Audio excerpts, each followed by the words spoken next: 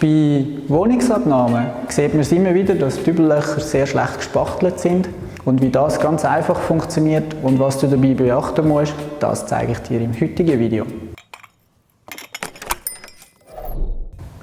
Wenn du in einer Mietwohnung wohnst, dann darfst du selbstverständlich Löcher in die Wände hineinbohren oder auch Nägel einschlagen.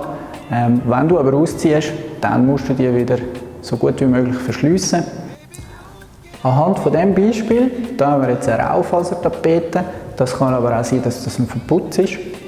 Haben wir im unteren Bereich haben wir Löcher, wo keine Dübel mehr drin sind, und im oberen Bereich haben wir auch Löcher, wo Dübel drin sind. Im Idealfall können wir die Dübel entweder reinstoßen oder manchmal auch mit der Zange rausnehmen. Die Gefahr besteht einfach immer, dass das Loch dann noch grösser wird, und darum ist es am einfachsten, wenn wir gerade die mit dem Rändchen einfach ausbohren tun. Und das machen wir jetzt. Zum Ausbohren nehme ich ganz gerne einen alten Metallbohrer. Das ist jetzt in dem Fall ein Achterbohrer, weil das Achterlöcher sind. Wenn es kleinere Löcher sind, nehmen wir selbstverständlich einen kleineren Bohrer und dann bohren wir die ganz einfach aus. Dann gibt es eigentlich mehrere Möglichkeiten. Auf einem Abrieb würde ich jetzt einen Strukturacryl nehmen. Der hat so feine Körnchen drin und man kann mit dem wirklich super im Abrieb das sehr, sehr schön machen. Jetzt hier haben wir eine Raufasertapete. Da nehmen wir einen Acryl, der glatt ist, und den mit dem Pinsel so ganz schön ein bisschen verstreichen, dass es möglichst unauffällig ist. Wichtig ist auch, dass wir wirklich nicht zu hoch spachteln tun, und auch nicht zu weit herum. Also möglichst klein und eng bleiben. Dann ist es wichtig, dass wir schauen, dass wir hier keinen Bohrstaub mehr drauf haben. Das heisst, entweder ein bisschen abblasen oder einfach schnell mit dem Staubsauger raussaugen. Und dann füllen wir eigentlich das Loch einfach auf. Ich mache es ja ganz gerne mit dem Finger und ein bisschen speuzen.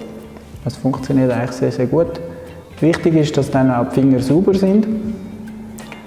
Und dann kann man den schön vorsichtig hier verteilen und am Schluss mit dem Pinsel noch ganz leicht ein bisschen streicheln, dass es sich da wirklich gut in die Wand integriert. Zum Schluss kann ich dir noch zwei kleine Tipps geben. Gerade wenn du einen Verputz hast, der eine gröbere Struktur hat, kannst du am Schluss mit dem Pinsel noch ein bisschen tupfen und dann sieht es nachher wirklich super aus.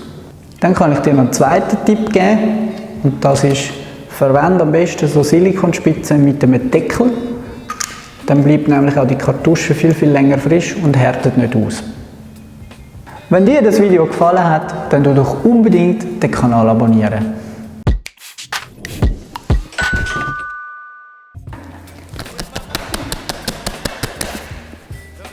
Oben haben wir noch Dübel und